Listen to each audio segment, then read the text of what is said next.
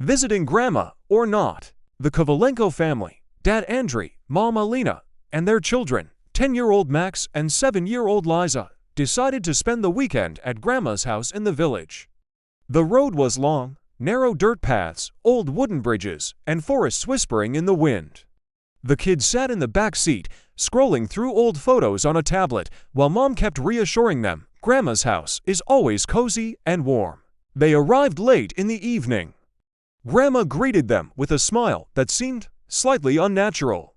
She was small, with a hunched nose, eyes that glimmered strangely, and fingers that seemed a bit too curled. "Come in, my darlings, I have a surprise for you," she said in a voice that rasped as if it hadn't spoken human words in decades. The family settled in. Dinner was odd. The soup was thick and dark, with a strange smell, and the pies were unnaturally firm.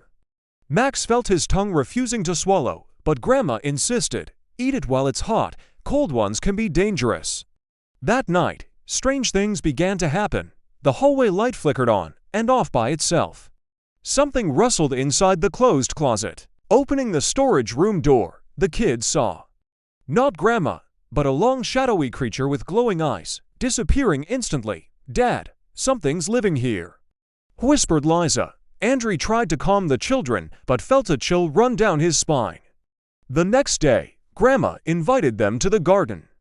At first, it seemed normal, but soon they noticed. Flowers swayed toward Grandma, almost as if listening to her commands.